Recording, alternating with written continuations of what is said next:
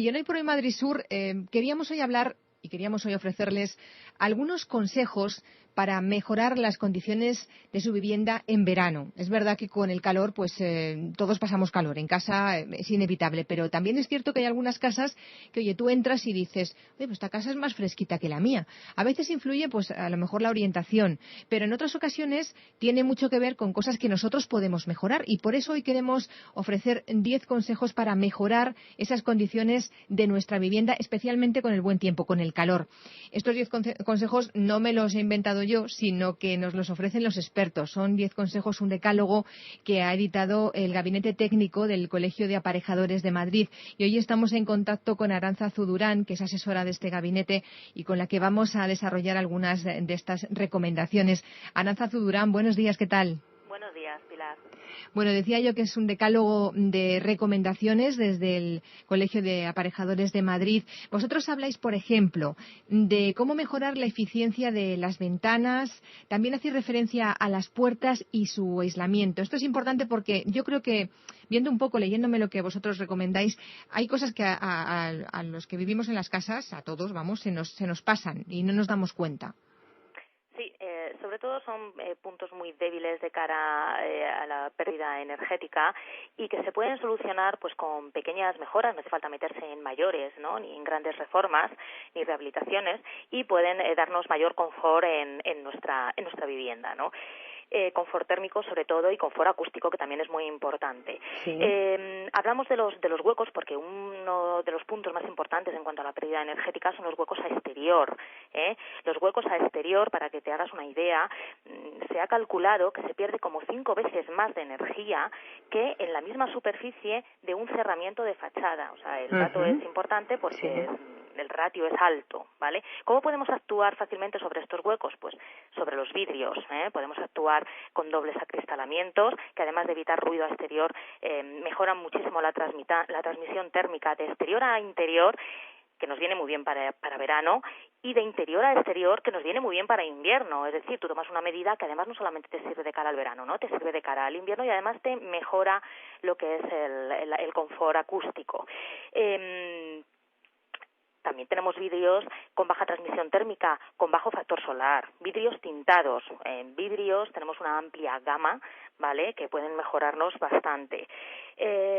Además de los vidrios, que parece que es una solución como un poco, tengo que invertir más coste, ¿no?, en un vidrio, que en otro tipo de soluciones. Muchas veces el problema está en el ajuste de la propia ventana o en el ajuste de las propias puertas, porque hablamos como de huecos a exterior, generalizando en ventanas y en puertas. Entonces, ¿cómo ajustamos, cómo hacemos este ajuste, que este ajuste sea más preciso sin una gran inversión?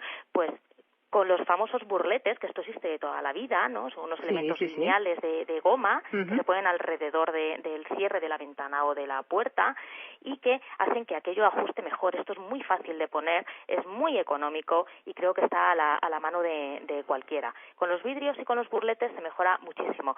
Si ya el hueco tiene muchísima pérdida, quizás lo más recomendable sería cambiar la ventana o la puerta que da al exterior directamente, ¿no?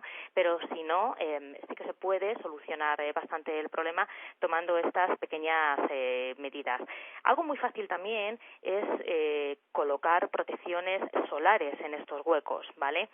¿Qué son las protecciones solares? Pues es lo de toda la vida: persianas, estores, parasoles, toldos, entre otras, ¿vale? Hay una amplia gama también en el mercado y hacen una función importante porque impiden total o parcialmente el paso de la radiación solar al interior de la habitación. Sí, es cierto. Eso es importantísimo. Además, yo creo que todos, cuando salimos de casa ahora en verano, bajamos la persiana casi hasta el máximo, el toldo si lo tenemos también. Y es cierto que se nota la temperatura de la casa después. Arantzazu, también veo que entre las recomendaciones habláis os planteáis la posibilidad de instalar un sistema de refrigeración. Esto, claro, supongo que, sistema de refrigeración, llamémosle aire acondicionado. Esto también, ¿hacéis algunas puntualizaciones al respecto? Sí, por supuesto. A veces se instalan los elementos de aire acondicionado, no los sistemas de climatización, alegremente y sin ningún previo estudio, ya no digo pormenorizado, ¿no?, pero simplemente consultar una serie de datos técnicos y económicos. Y te digo esto porque es que se calcula que el consumo en refrigeración de un hogar medio puede suponer hasta un 40% del consumo energético de la vivienda, ¿no? Esto, desde luego, conlleva un gasto mayor en la factura eléctrica porque la mayoría de los equipos son eléctricos. Sí, claro. Esto no se suele tener en cuenta porque lo único que vemos es, hace calor, me instalo un equipo de aire acondicionado, un sistema de climatización y soluciono el problema, ¿no? Bueno, solucionas el problema, pero realmente estás cargando tu factura eléctrica hasta en un 40%, te digo que es un dato muy importante. Muy importante, el bolsillo lo nota luego, sí. Por supuesto. Además, a veces instalamos aires acondicionados, ¿no?, a granel y tampoco se tiene en cuenta ni siquiera las características de la vivienda. Es muy importante, como tú apuntabas al principio, la orientación que tenga la vivienda, ¿vale? No es lo mismo una vivienda a norte que una vivienda a sur, evidentemente. Y además las características técnicas del propio equipo, ¿vale? A veces un equipo menos eficiente se instala por un tema de coste, pero a la larga te está saliendo más caro, ¿vale?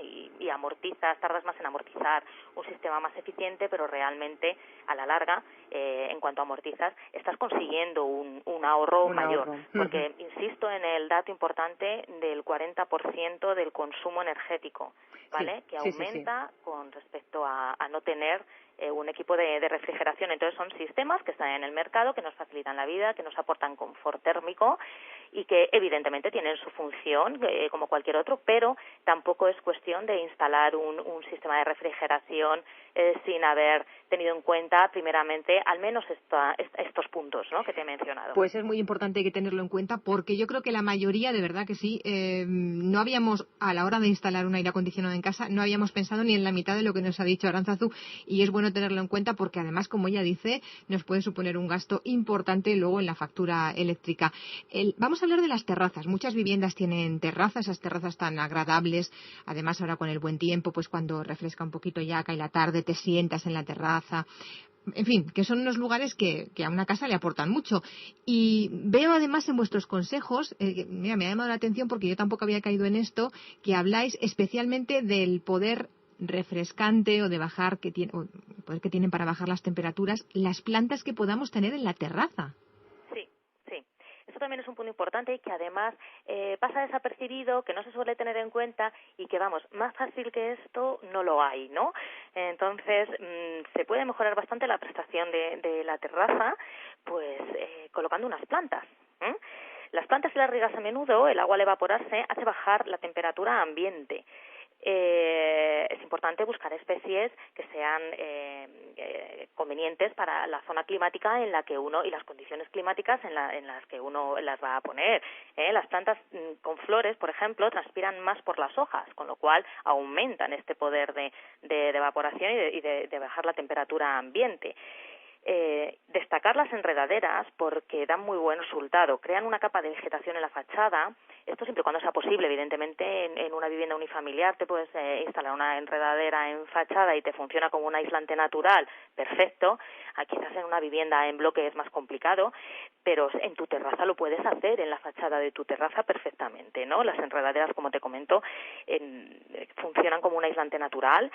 Y si regulas su crecimiento colocándola sobre una celosía o sobre un elemento similar, además de quedar muy bonito estéticamente, pues nos aporta este beneficio energético que nos va a venir muy bien. De maravilla.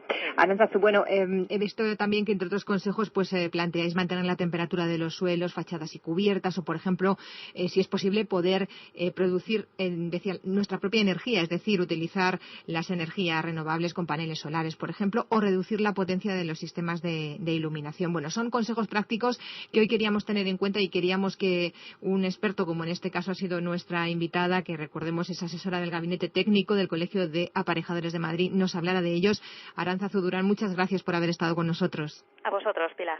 Bueno, pues ya ven ustedes, son consejos fáciles, no hace falta, nos lo decía Arantzazu Durán, no hace falta hacer grandes inversiones, tampoco complicarnos mucho la vida, un poquito de sentido común, tener en cuenta estas pautas que nos ha dado nuestra experta hoy, y eso sí, conseguiremos que nuestra casa esté algo menos caldeada en verano. En fin, tenemos todavía mucho más por delante, no se marche nadie porque esto que viene a continuación también les va a interesar.